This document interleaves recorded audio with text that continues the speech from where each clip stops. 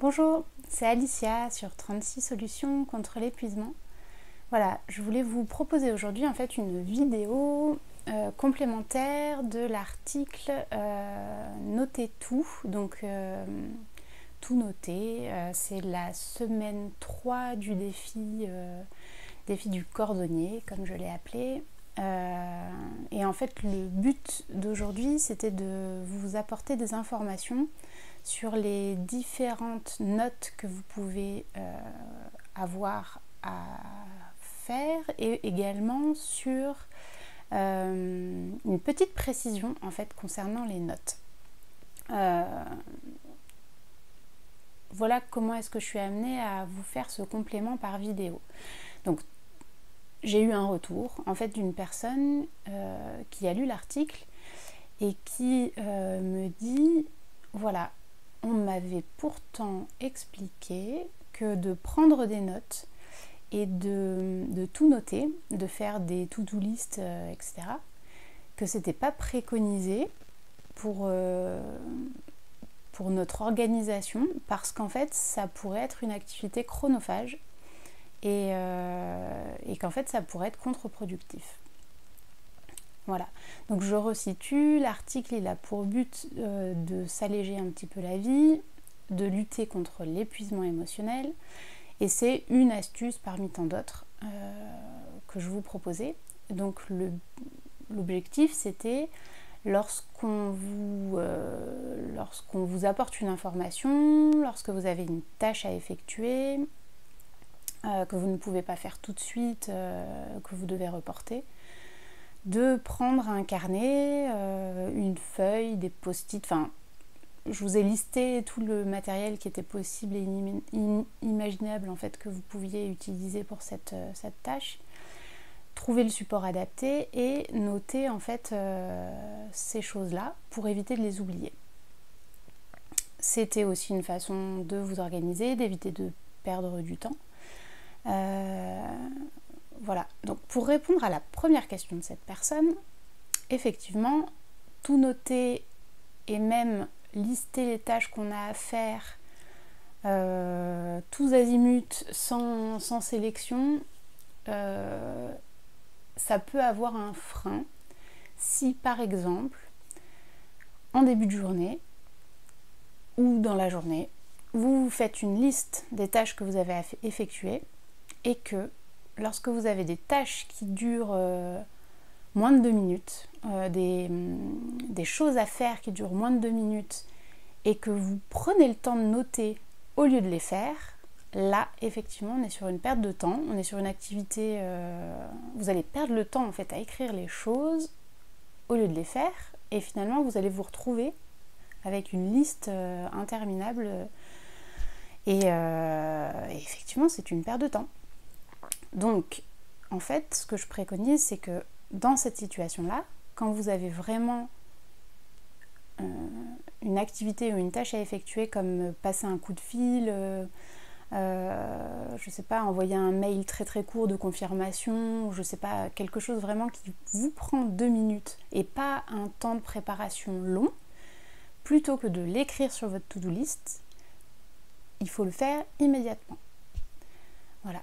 Sinon, pour toutes les autres situations, donc je vais vous les lister à nouveau, ces notes qu'on a à prendre pour ce défi, ça peut être, vous êtes à un endroit, on va dire à la maison, pour prendre un exemple, et vous venez de vous rappeler un élément qui a un lien avec votre travail. Le fait de noter ces choses-là, pour éviter de les oublier, ça vous libère le cerveau de l'information. Donc vous économisez son énergie à devoir le retenir jusqu'à ce que vous retourniez au travail. Donc, cerveau libéré, et en plus de ça, ça laisse une trace, donc vous savez où retrouver l'information une fois que vous allez au travail. Donc ça c'est un exemple de choses, voilà, vous pensez à quelque chose, ou quelqu'un vous donne une information, ce n'est pas le moment de traiter cette information, et en plus de ça, vous devez vous concentrer sur autre chose, et bien le fait de noter va avoir un effet bénéfique. Donc ça peut être voilà, quelque chose comme ça que vous ne devez pas oublier. Ça peut être également noter une organisation, donc par exemple une liste de tâches à effectuer, et de pouvoir en fait vous organiser, arriver à voir concrètement quelle charge de travail vous avez à effectuer dans la journée ou dans la semaine. Et ça vous permet encore une fois de vous constituer un recueil d'informations que vous pouvez consulter plus tard, mais aussi sur lequel vous pouvez travailler. Donc c'est à partir de ces informations, par exemple, que vous allez pouvoir remplir votre agenda. Donc le mieux, c'est que quand vous fonctionnez déjà avec un agenda, ce type d'informations, vous les reportez directement dans votre agenda. Donc tout ce qui est organisationnel. Passer prendre un courrier à tel endroit, rendez-vous avec telle personne, à telle heure. Voilà, tout ce qui est de l'organisationnel, il faut que vous ayez un support adapté, donc type agenda électronique, un agenda sur votre smartphone ou un agenda papier ou un bullet journal. Voilà, je prends le temps en fait dans l'article, je vous invite vraiment à aller le voir, de vous expliquer tous les supports possibles, plus ou moins adaptés en fonction de vos besoins, en fonction du type de notes que vous avez à prendre. Et voilà, donc là vous allez normalement vous y retrouver, et puis il y a peut-être deux choses auxquelles j'ai pas pensé, et je vous invite vraiment à me le noter en commentaire. L'autre type de note que je vous amène en fait à essayer cette semaine, c'est celles qui vont vous prendre une place au niveau des émotions. Par exemple, c'est les choses que vous avez à noter pour vous libérer émotionnellement. Donc, un exemple très simple, vous êtes au travail, vous finissez votre journée, vous avez eu de nombreuses interactions, peut-être parfois difficiles, vous avez eu une altercation, vous avez eu un conflit, vous avez été stressé, bref, vous finissez votre journée avec beaucoup de charges émotionnelles désagréables. Et donc, ce qu'il vous faut, c'est, avant de pouvoir passer à nouveau au domaine personnel, donc rentrer chez vous, aller vers un loisir, etc. Ce qu'il vous faut, c'est arriver à libérer le cerveau de ces éléments négatifs. Et donc, c'est une autre forme de note. Là, c'est des notes sur lesquelles je vous encourage, en fait, donc un support sur lequel vous pouvez détruire en fait les notes que vous avez prises. Et donc vous allez décharger tout simplement, voilà, il s'est passé ceci, je me suis sentie comme cela, vous mettez toutes les émotions en fait désagréables que vous avez à sortir, et pour vous libérer votre espace de cerveau et votre mémoire, et pour également voilà déverser les émotions. Symboliquement, c'est important de le noter, et symboliquement c'est surtout super important de pouvoir, si c'est vraiment négatif et que après vous savez que vous n'en ferez rien, et que ça peut être juste voilà, garder des traces désagréables, vraiment le détruire, donc déchirer, je sais pas, toutes les formes que vous pouvez trouver de destruction de ces notes-là. Et si c'est des choses qui vous sont importantes dans un travail thérapeutique, par contre, gardez-les de côté, ne les relisez pas seuls, parce que ça peut vous replonger quand vous êtes bien, ça peut vous replonger dans un climat désagréable, et gardez-les pour le travail avec le thérapeute par exemple, lui ramener et lui dire bah voilà, vous avez un appui en fait avec des traces de ce que vous ressentez à ce moment-là, et après vous pouvez travailler avec ces notes-là.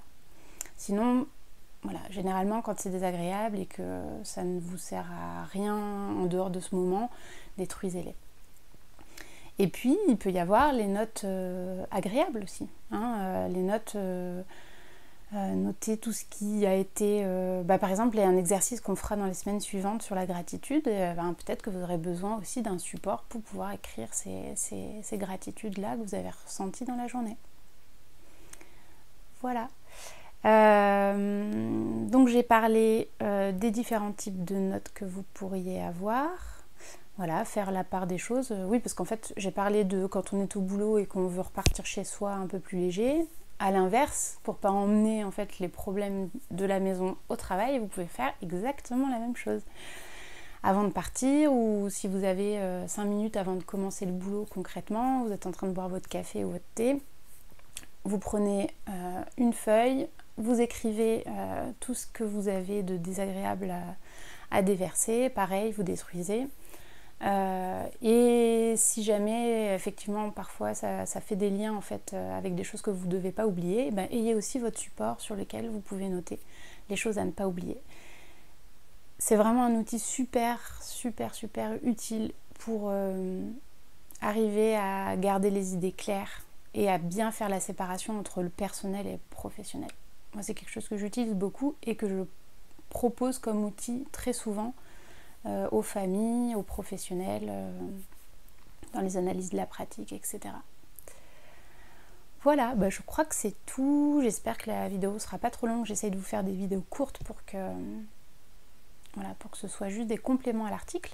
Si jamais des vidéos plus longues vous intéressent, n'hésitez pas à me le dire en commentaire. Je peux faire peut-être des vidéos aussi parfois un peu plus longues. Et sinon, voilà, ce sera tout pour aujourd'hui. Je vous souhaite une bonne continuation. Je vous remercie vraiment d'avoir regardé cette vidéo jusqu'au bout. J'espère que ça vous a apporté quelque chose. Et puis, je vous dis à très bientôt sur 36 solutions contre l'épuisement. Salut!